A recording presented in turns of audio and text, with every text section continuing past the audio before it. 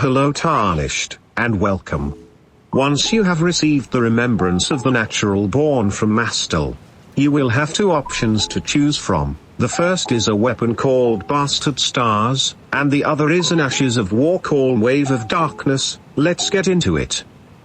Bastard Stars is a flail that does physical and magic damage. At plus 10, scaling for strength is at E, dex is at C, and intelligence is at B. And here's my attack power. The unique skill is called Nebula, lunge forward with a sweeping magic strike which creates a dark cloud of stars. It will linger for a bit until exploding. This is great for closing the gap and can cause some nice burst damage.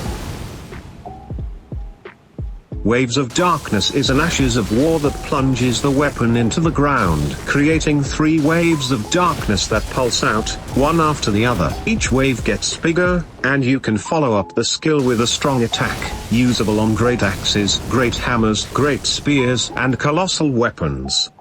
Okay, first impressions. I love the skill Nebula. It has a great AoE range, does decent damage, and is great for closing the gap to enemies. It also reminds me a lot like Margot's cursed sword skill called Cursed Blood Slice. The only difference is that Nebula can't do a follow-up attack. I did find its light and heavy attacks to be a bit lacking in power at times, but it makes up for that with an insane skill move. Nebula can destroy trash mobs and just about any other enemy. Check this out.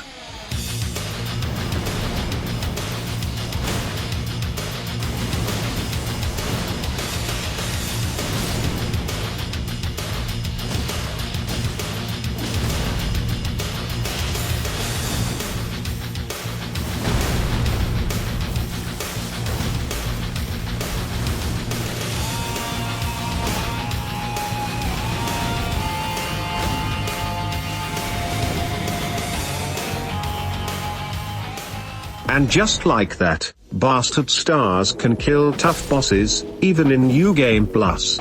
I also forgot to mention that the weapon looks dope too. I mean, fashion souls above everything else, right? Now let's talk about Waves of Darkness. This Ashes of War can annihilate a group of enemies with ease, and each wave can also stagger enemies.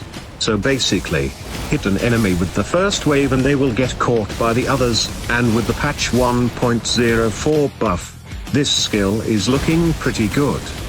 I'm currently using a magic build with Waves of Darkness, and it seems to be doing decent damage, but it can definitely do more damage with different builds, so keep that in mind. One thing I noticed about the skill, is that the follow-up strong attack does no damage. I thought this would get patched in 1.04. Unfortunately it is still bugged.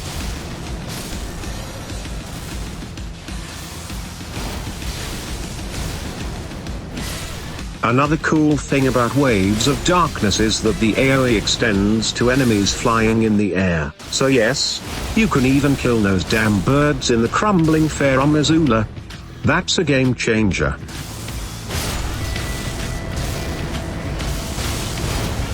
Now let's test it out on some tougher opponents.